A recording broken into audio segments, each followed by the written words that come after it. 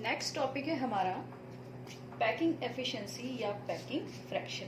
Radius ratio हम खत्म कर चुके थे। रेडियस रेशियो के बाद अब हमें क्या निकालनी है, पैकिंग एफिशिएंसी निकालनी है। आपको पता होना चाहिए पहले कि पैकिंग एफिशिएंसी होती क्या है। तो बात कर रहे हैं हम, यहाँ दो चीजों का नाम ले रही हूँ मैं आपके सामने, पैकिंग एफिशिएंसी और पैकिंग फ्रैक्शन। तो पहले आपको ये पता होना चाहिए कि पैकिंग फ्रैक्शन क्या होता है और पैकिंग एफिशिएंसी क्या होती है। पैकिंग फ्रैक्शन की बात करते हैं बच्चों। पैकिंग फ्रैक्शन यानी पैकिंग का मतलब मैंने आपको बताया था, किसी भी यूनिट सेल की या किसी भी क्रिस्टल की जो बनावट होती है, जो बना हुआ होता है क्रिस्टल, वो किससे बना होता है, 3D क्लोज पैकिंग बताया था आपको। 3D पैकिंग होती है, HCP, CCP, FCC। तो वो पैकिंग वही है कि किसी यूनिट सेल में कोई भी कंस्टिट्यूएंट पार्टिकल किस तरह से पैक्ड है। और फ्रैक्शन का मतलब क्या है यहाँ पे, अनुपात।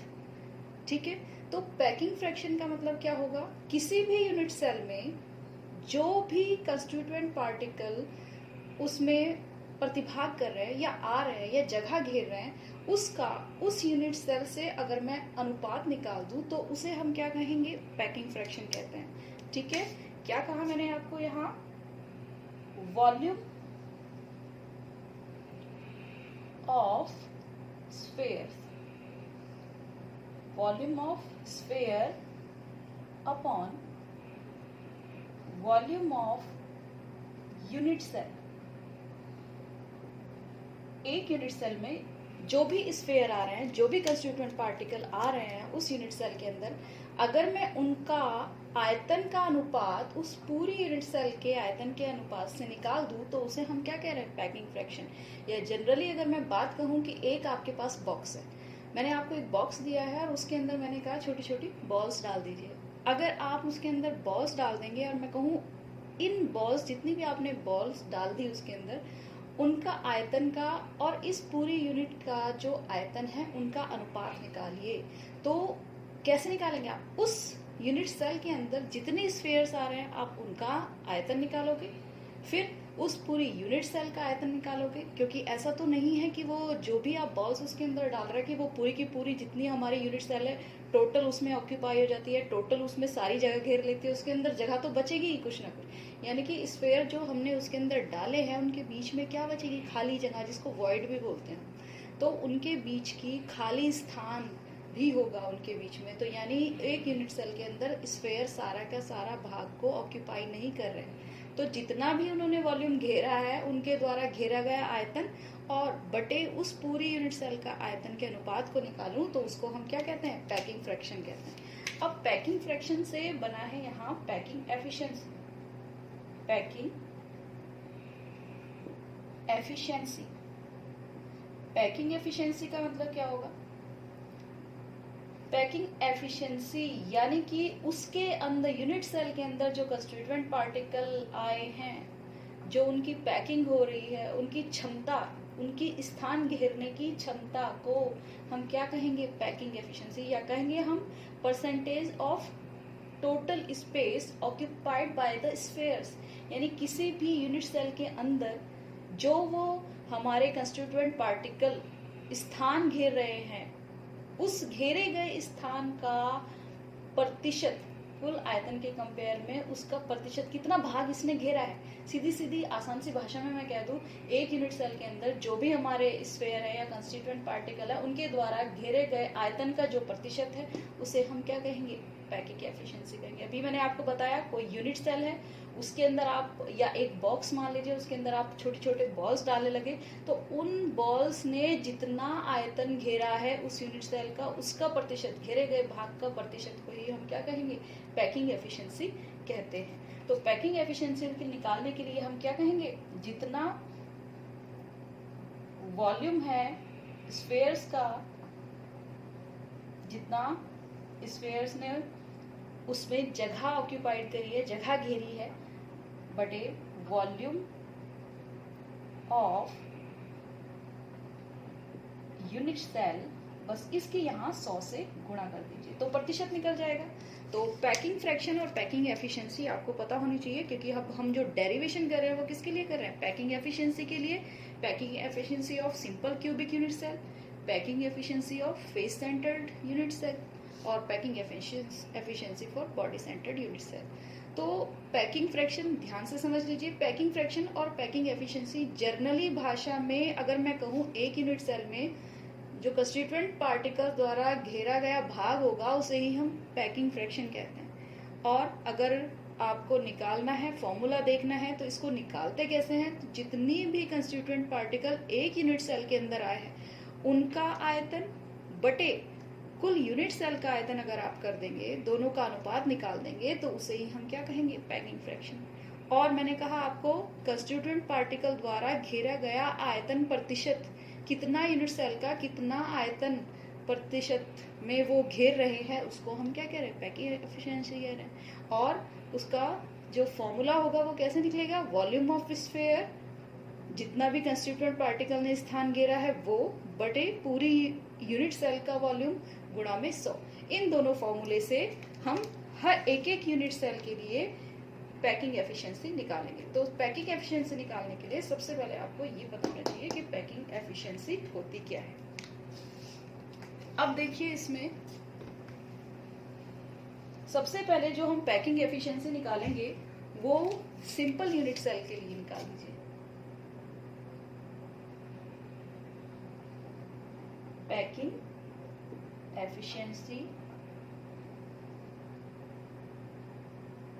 for SCC, simple unit cubic cell। Simple unit cubic cell का मतलब क्या हुआ, जो परमिटिव सेल होती है। परमिटिव सेल कौन सी थी, मैंने आपको पहले भी बताया था, ऐसे यूनिट सेल जिसमें कंस्टिट्यूएंट पार्टिकल केवल कोनों पर उपस्थित हों, ऐसे यूनिट सेल को हम सिंपल यूनिट सेल कहते हैं या परमिटिव यूनिट सेल कहते हैं। ठीक है, तो यहाँ पर जो कंस्टिट्यूएंट पार्टिकल होंगे वो कहाँ होंगे, सिर्फ कॉर्नर्स पर। और मैंने आपको पहले वाले वीडियोस में ये भी बताया था कि एक यूनिट सेल में, सिंपल यूनिट सेल में जो कंस्टिट्यूएंट पार्टिकल होंगे वो कितने कंस्टिट्यूएंट पार्टिकल प्रतिभाग करते हैं। अगर आपने वो वीडियो नहीं देखा होगा तो आप उस वीडियो को देखिए, आपको निकालना आ जाएगा कि एक यूनिट सेल में कितने कंस्टिट्यूएंट पार्टिकल प्रतिभाग करते हैं, और उसको हमने किससे डिफाइन किया था, जेड से। तो अब इसके लिए पैकिंग एफिशिएंसी निकालने के लिए हमें फॉर्मूला ध्यान रखना है। हमें क्या फॉर्मूला क्या था हमारा, volume of spheres upon volume of unit cell into में 100। तो यहाँ पे मैंने सबसे पहले इसमें मान लिया इसकी एज कितनी हमने मान ली, ए, और ये जो हमारे पास कंस्टिट्यूएंट पार्टिकल हैं उनकी मैंने रेडियस कितनी मान ली, R. Let the radius of particle लिख लीजिए या स्फीयर्स लिख लीजिए, स्फीयर हमने मानी small R. Let the edge length यानी भुजा की लंबाई, edge length of unit cell, edge length हम कितनी मान लेंगे इसकी, ए। ठीक है, हमें क्या निकालनी है, पैकिंग एफिशिएंसी। पैकिंग एफिशिएंसी का formula volume of sphere upon volume of unit cell. तो सबसे पहले वॉल्यूम ऑफ स्फीयर निकाल दीजिए। मुझे बताइए इस यूनिट सेल में कितने कंस्टिट्यूएंट पार्टिकल प्रतिभाग करेंगे, जितने कंस्टिट्यूएंट पार्टिकल इसमें प्रतिभाग करेंगे उतनों का ही हमें आयतन निकालना है। तो इसमें मैंने निकाला था आपके लिए, for simple cubic unit cell के लिए जेड का मान कितना होता है, कितने कंस्टिट्यूएंट पार्टिकल प्रतिभाग करते हैं, हमने पहले भी निकाला है।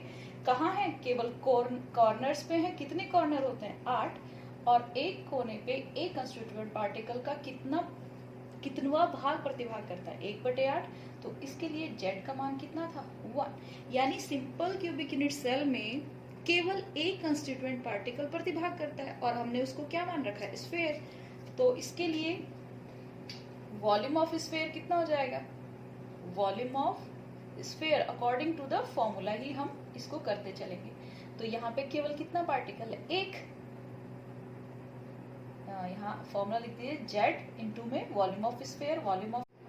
तो यहाँ पर हमने वॉल्यूम ऑफ स्फीयर निकाला z into 4/3 pi are cube. Z का मान यहाँ कितना होगा, केवल एक कंस्टिट्यूएंट पार्टिकल ही पार्टिसिपेट करता है सिंपल यूनिट क्यूबिक सेल में।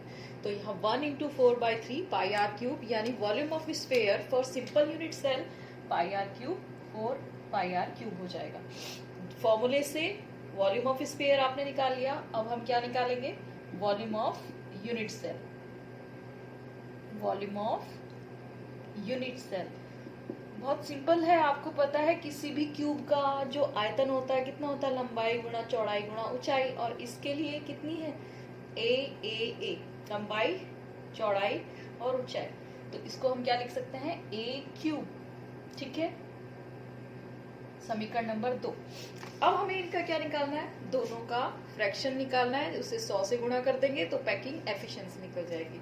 लेकिन यहाँ देखिए ये आर के टर्म में है, ये ए के टर्म में है, तो हम इसको भी आर के टर्म में ही कन्वर्ट कर ले, आर के पदों में इसे भी व्यक्त कर सकते हैं। तो हमें यहाँ पता है, देखिए डायग्राम से देख लीजिए, ये जो दोनों के दोनों कंस्टिट्यूएंट पार्टिकल हैं ये एक दूसरे को टच कर रहे हैं। तो ये आपको पता है ये इसकी रेडियस आर और ये इसकी रेडियस आर। तो हम ए को क्या लिख सकते हैं, generally a is equal to कितना हो सकता है, 2r। तो यहाँ ए की जगह मैं क्या लिख दूंगी, 2r क्यूब। तो इसको मान लीजिए समीकरण नंबर 2। तो पैकिंग एफिशिएंसी बता दीजिए कितनी हो जाएगी, packing efficiency is equal to volume of sphere divided by volume of unit cell into 100, ठीक है। Volume of sphere 4/3 pi are cube, volume of unit cell कितना हो जाएगा, 2r क्यूब इंटू में 100।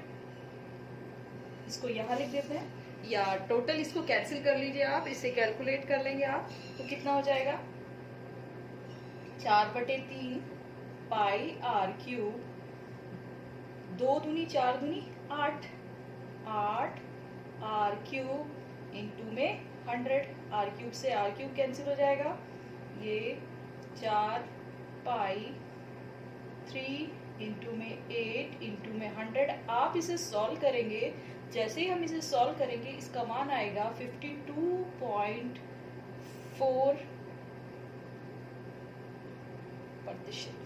तो पैकिंग एफिशिएंसी से आप कैलकुलेट करेंगे तो इसका मान कितना आएगा, 52.4। तो packing efficiency for simple cubic unit cell के लिए हमारे पास पैकिंग एफिशिएंसी कितनी आई, 52.4%। यानी सिंपल यूनिट सेल में जो ये कंस्टिट्यूएंट पार्टिकल लगे हुए हैं, इन्होंने जो इसका वॉल्यूम या इसका आयतन जो भी कवर किया है, ऑक्युपाइड किया है, केवल इस यूनिट सेल का 52.4% भाग ही कवर किया है। तो इससे हम पैकिंग एफिशिएंसी से ये पता चला सकते हैं कि पैकिंग कितनी अच्छी है। आपको पता है जितनी ज्यादा पैकिंग एफिशिएंसी होगी, जितने ज्यादा क्लोज पैक्ड होंगे स्फीयर्स में, जितना प्रतिशत भाग घेरा हुआ होगा वो उतना ही अच्छी पैकिंग होगी। तो इसकी packing efficiency simple cubic unit cell की कितनी निकली हमारी, 52.4%। इसी तरह से अब हम एफसीसी और बीसीसी के लिए निकालेंगे। एक बार फिर से देख लीजिए, बहुत सिंपल है। पैकिंग एफिशिएंसी कैसे निकलती है, वॉल्यूम ऑफ स्फीयर बटे volume of unit cell into में 100।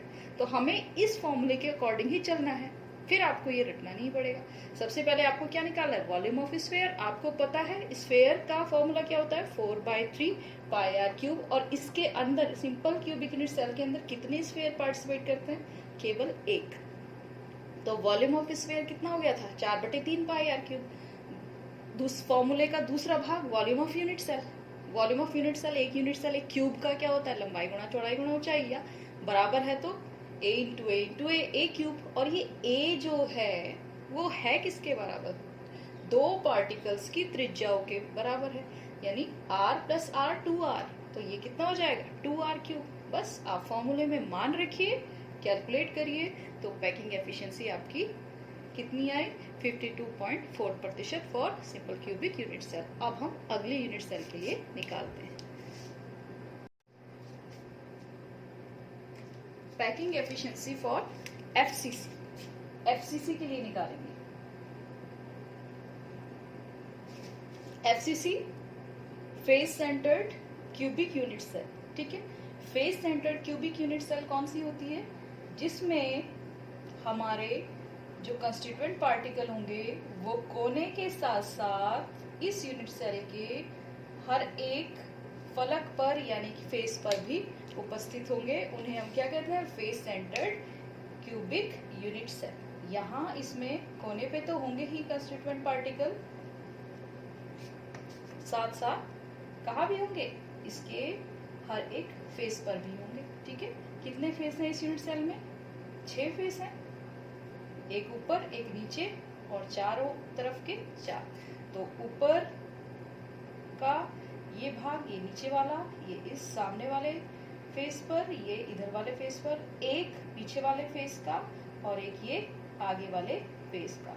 तो ये हमारा face centred cubic unit cell है।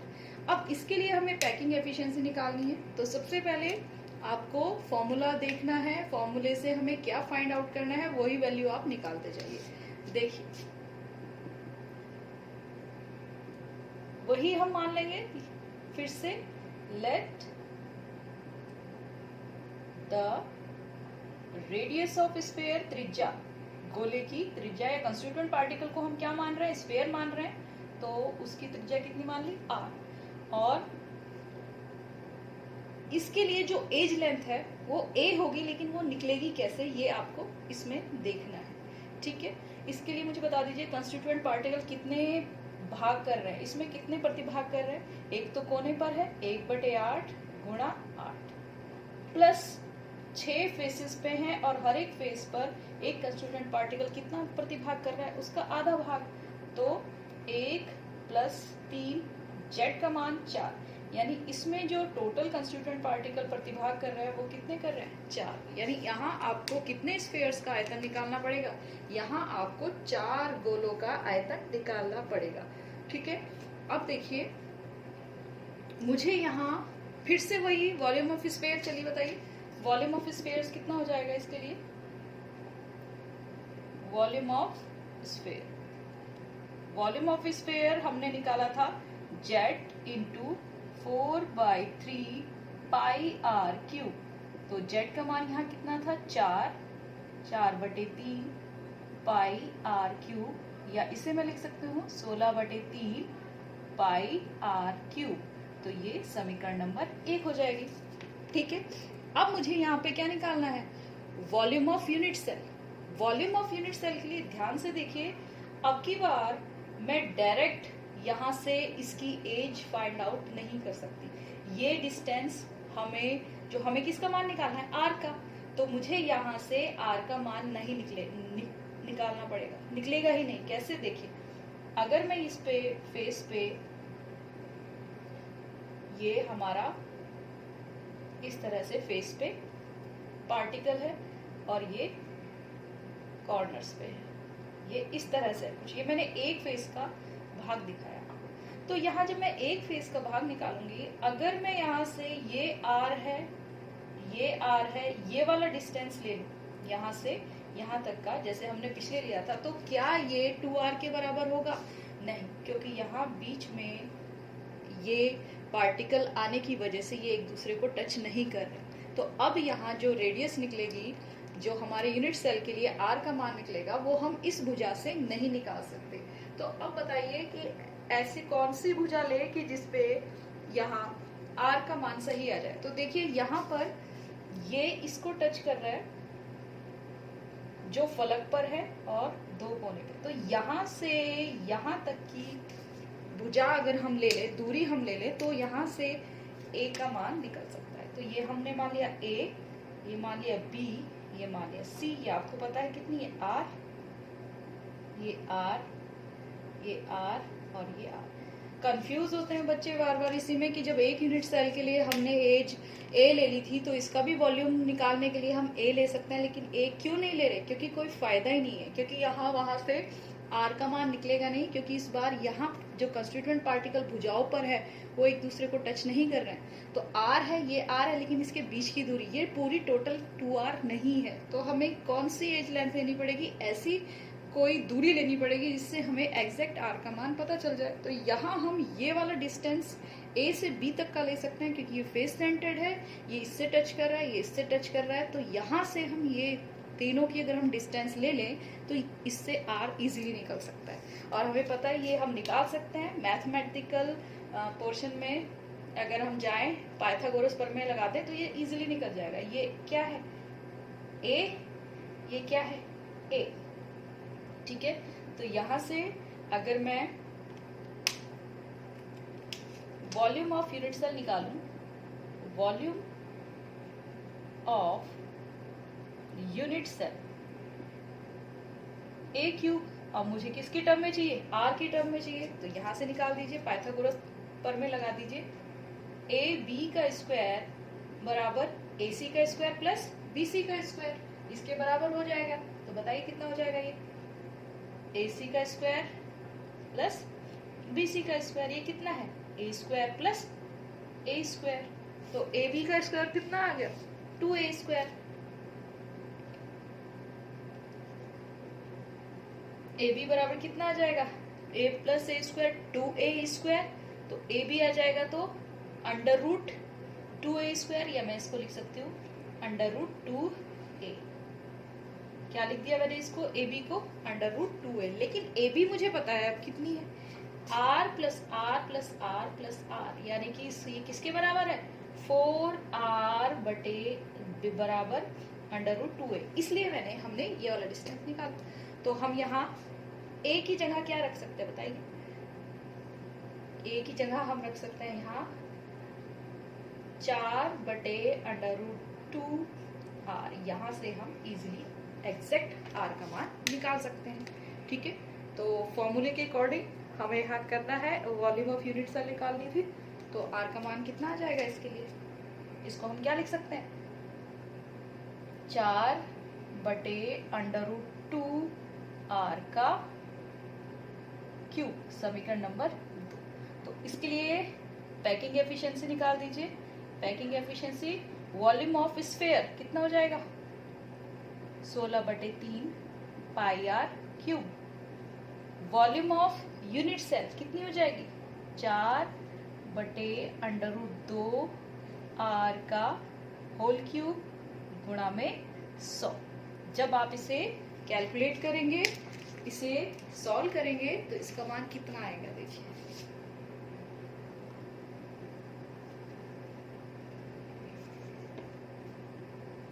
तो हम यहाँ पर इसका मान निकालेंगे, इसे सॉल्व करेंगे। तो पैकिंग एफिशिएंसी कितनी हो जाएगी? 16 बटे 3 पाई आर क्यूब, ये कितना हो जाएगा? 4 चौक 16 चौक 64, अंडर रूट 2 गुणा अंडर रूट 2 गुणा अंडर रूट 2, 2 अंडर रूट 2।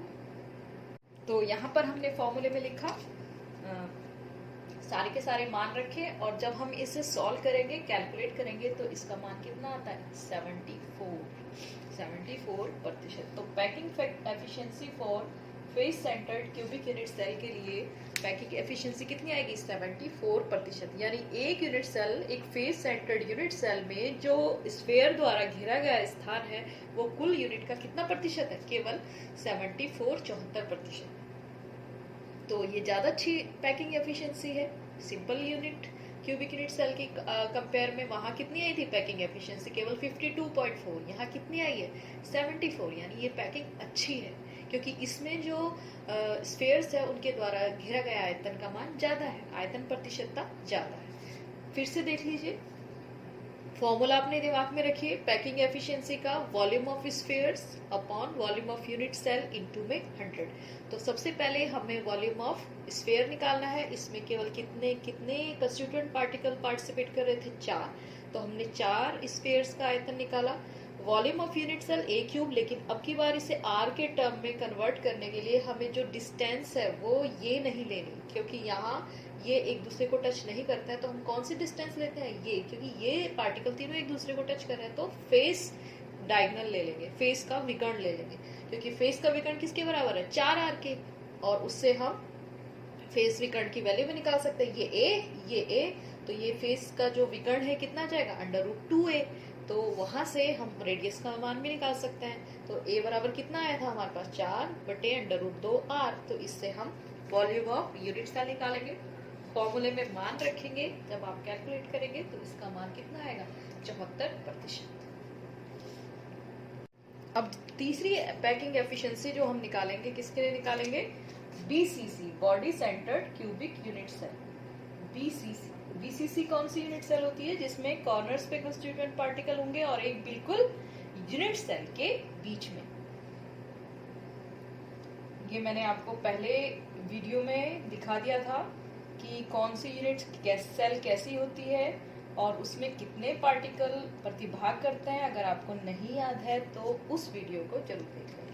तो यहाँ पर BCC बनाएंगे। BCC में कंस्टिट्यूएंट पार्टिकल कहाँ है, कॉर्नर्स पे, और एक कंस्टिट्यूएंट पार्टिकल बिल्कुल यूनिट सेल के सेंटर पे होता है, यूनिट सेल के अंदर सेंटर में। तो इसको हम क्या कहते हैं, body centred cubic unit cell. ये अंतर केंद्रित एकक कोशिका। तो यहाँ पर फिर से शुरू करेंगे हम अपना डेरिवेशन शुरू करना। सबसे पहले वॉल्यूम ऑफ स्फीयर की रेडियस हमने कितनी मान ली थी, स्मॉल r, एज लेंथ कितनी मान ली थी, a। वहीं से शुरू करेंगे, कितने पार्टिकल इसके अंदर पार्टिसिपेट कर रहे हैं। तो let the radius of sphere कितनी मानी थी हमने, हर बार की तरह स्मॉल r, और let the edge length of unit cell कितनी मान ली थी हमने, a।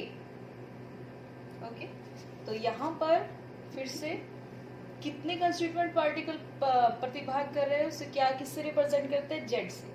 कॉर्नर्स पे है 1/8 × 8 और एक बिल्कुल सेंटर में है, तो इसके लिए कितना होगा z का मान, 2। यानी BCC में जो हमारे कंस्टिट्यूएंट पार्टिकल है, नंबर ऑफ स्फीयर्स हैं, कितने हैं, 2। तो वॉल्यूम ऑफ स्फीयर निकाल दीजिए इसके लिए, volume of spheres. Volume of sphere कितना हो जाएगा इसके लिए, z × 4/3 πr³, यानी कि 2 × क्योंकि 2 स्फीयर पार्टिसिपेट कर रहे हैं तो 2 का ही आयतन निकलेगा। तो कितना हो जाएगा ये, 4/8/3 πr³। ये लीजिए, हमने स्फीयर का तो आयतन निकाल दिया कि कितने स्फीयर इसके अंदर स्थान घेर रहे हैं। अब हमें क्या निकालना है, volume of unit cell, volume of unit cell, volume of unit cell a³। ठीक है, अब हमें a में को किसके पदों में निकालना है, r के पदों में। फिर से यहाँ पे देख लीजिए इस बार कि ये जो बीच वाला पार्टिकल है, इसकी वजह से ये कॉर्नर वाले पार्टिकल एक दूसरे को टच नहीं करते। तो यहाँ एज लेंथ से हम r की वैल्यू डिफाइन नहीं कर सकते, r की वैल्यू निकाल नहीं सकते। तो अब की बार जो हमें r की वैल्यू निकलेगी वो कहाँ से निकलेगी, बॉडी डायगोनल से। ये जो पीछे वाला कॉर्नर है, पीछे वाले फेस के कॉर्नर से लेके आगे वाले फेस के कॉर्नर के पार्टिकल के लेंथ जो होगी वो किससे जाएगी, ये रेडियस इसकी, जो हमारे बॉडी सेंटर्ड में एक यूनिट सेल है इसकी दोनों रेडियस और इसकी रेडियस, ये टोटल जो डायगोनल की डिस्टेंस है उससे हम इजीली यहाँ r को निकाल सकते हैं। तो ये बॉडी डायगोनल है। बॉडी डायगोनल निकालने के लिए मैंने आपको पहले भी डेरिवेशन करवाया था जब रेडियस रेशियो में, कि ये बॉडी डायगोनल कैसे निकलता है। तो मुझे अब ये बॉडी डायगोनल निकालना है, यहाँ से यहाँ तक ये डिस्टेंस r, ये r, ये r और ये r, यहाँ से यहाँ तक की डिस्टेंस कितनी आ जाएगी, r + r + r + r, 4r। इसे मान लीजिए a, इसे मान लीजिए c, इसे मान लीजिए b। तो ये 4r के बराबर है। लेकिन ये 4r जो हमारा बॉडी डायगोनल है ये निकलेगा कैसे? बॉडी डायगोनल के लिए निकालने के लिए अगर मैं यहां से ये ऊपर वाले फेस का विकर्ण खींच दूं, ये और एक ये भुजा, तो ये इस पे हम क्या लगा सकते हैं? पाइथागोरस प्रमेय से ये AC निकाल सकते हैं। ठीक है, ये कितना है हमारा? ये हमने निकाला था। ये भुजा कितनी होती है? A। ये भुजा कितनी है? A। ये तो निकाल दिया था हमने। AB क्या होगा? A square plus AC square, विकर्ण है, बार बार निकालने की जरूरत नहीं है। कभी भी किसी भी चतुर्भुज की वर्ग, कोई वर्ग हो आपके पास जिसकी वर्ग यानी जिसकी चारों भुजाएं बराबर हो, तो उसका विकर्ण हमेशा कितना निकलता है? भुजा गुना √2। तो ये √2a हो जाएगा। तो मैं AC निकाल सकती हूँ इसमें। और ये जो मेरे पास भुजा है इसका मान भी हमें पता है कितना है? A है। तो इससे AB से और BC से ये मैं बॉडी डायगोनल निकाल सकती हूँ। बॉडी डायगोनल पिछले वीडियो में भी आपको कहा, बार बार कहा, बॉडी डायगोनल अगर आप एक रूम में है तो एक रूम की दो अपोजिट फेस ले लीजिए, एक फेस का ऊपर वाला कोना पकड़ लीजिए और जो अपोजिट फेस लिया है उसके विपरीत नीचे वाला कोना ले लीजिए, उनको मिलाइए, तब बॉडी डायगोनल बनता है। तो उसके लिए एक रूफ का विकर्ण लेंगे और एक सामने वाली भुजा की लंबाई। तो कैसे निकलेगा? यहाँ से AC मैं निकाल देती हूँ, यहाँ AC का स्क्वायर त्रिभुज ABC में, त्रिभुज ABC में निकाल दीजिए आप।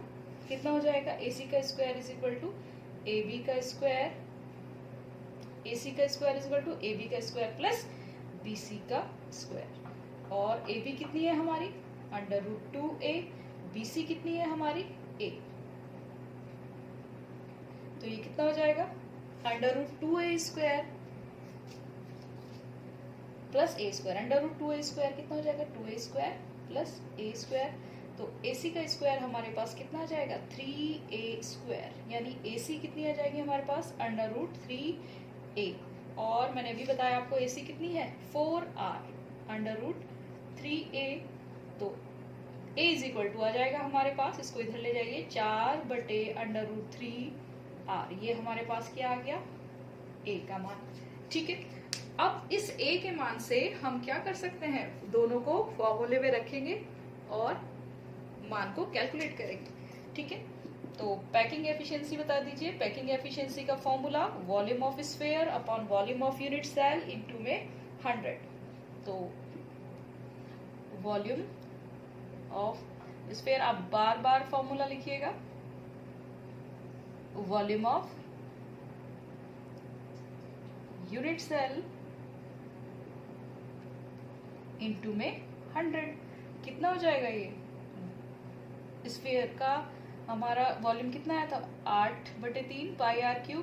और वॉल्यूम ऑफ यूनिट सेल एक ही जगह क्या लिख सकती हूँ मैं? 4/√3 r का क्यूब गुणा में 100। ठीक है, इसको कैलकुलेट करेंगे। जब आप इसे कैलकुलेट करेंगे तो इसका मान कितना आएगा?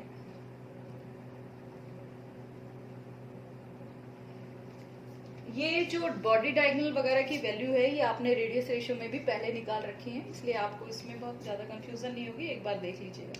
तो यहाँ पे पैकिंग एफिशिएंसी हमने निकाली 8/3 πr3, 4 चौक 16 चौको 64। ठीक है, √3 गुणा की बार 3 बार गुणा करेंगे तो कितना आ जाएगा? ऊपर 3/√3 इंटू में नीचे r3 इंटू में 100। इसे कैलकुलेट करिए। जब आप इसे कैलकुलेट करेंगे तो इसका मान 68 आएगा। तो पैकिंग एफिशिएंसी कितनी हो जाएगी? 68%। तो पैकिंग एफिशिएंसी फॉर BCC कितनी आ गई? 68%। यानी कि body centred cubic unit cell में जो कंस्टिट्यूएंट पार्टिकल हमारे यूनिट सेल में जगह घेरते हैं वो कितनी घेरते हैं? केवल 68%। तो सबसे अच्छी पैकिंग कौन सी हो गई? FCC, फिर BCC, फिर SCC, क्योंकि जितना प्रतिशत भाग स्फीयर कंस्टिट्यूएंट पार्टिकल एक यूनिट सेल के अंदर घेरते हैं उनकी पैकिंग उतनी अच्छी। एक बॉक्स में अगर आपको सामान भरने को दे दिया जाए या बॉल्स भरने को, तो जितनी ज्यादा आप अच्छे तरीके से बॉल भरेंगे तो हम कहेंगे इसने सबसे अच्छी पैकिंग करी है, क्योंकि इसने उसी बॉक्स में सबसे ज्यादा बॉल्स को अंदर फिट किया है। ठीक है, तो इस तरह से आपका ये पैकिंग फ्रैक्शन, पैकिंग एफिशिएंसी है, तीनों के तीनों डेरिवेशन आप कॉपी में करेंगे अच्छे से, बार बार वीडियो को बार बार देखेंगे और इसको करेंगे। कुछ चीजें इसमें आपको याद रखनी है, 3 पॉइंट आप याद रखेंगे, कौन से हैं वो देख लीजिए। कुछ चीजें इसमें आपको याद रखनी है, की पॉइंट जिनको आप याद रखेंगे। फॉर SCC, SCC, BCC और FCC के लिए, ठीक है। A का मान इसके लिए हमारा कितना आया था 2R, इसके लिए कितना आया था BCC के लिए 4/√2R, FCC के लिए कितना आया था हमारा A = 4/√3R। तो इससे आप न्यूमेरिकल के लिए रेडियस निकाल सकते हैं। R = कितना हो जाएगा, एज लेंथ आपको दी होगी तो R बराबर कितना कर देंगे आप A/2, इससे निकल जाएगा। यहाँ से R कितना हो जाएगा √2A/4 फॉर न्यूमेरिकल्स, √3A/4, क्योंकि वहां न्यूमेरिकल में मैक्सिमम आपको एज लेंथ दी जाती है। अगर एज लेंथ दी होगी तो आप रेडियस निकाल सकते हैं, रेडियस दी है तो आप एज लेंथ निकाल सकते हैं। और पैकिंग एफिशिएंसी कितनी आई थी इसके लिए, पैकिंग एफिशिएंसी आप रखेंगे यार, SCC 52.4, BCC के लिए 68 और FCC के लिए 74। ये आपको यहाँ पे की पॉइंट आपको याद रखने हैं। इनको तीनों डेरिवेशंस को कॉपी में करिए पैकिंग एफिशिएंसी के, और आपके जो रिमेम्बरिंग पॉइंट है, जो आपके की पॉइंट है वो ये है, इनको आपको अच्छे से याद करना है टिप्स पे, क्योंकि ये न्यूमेरिकल के लिए है, ठीक है।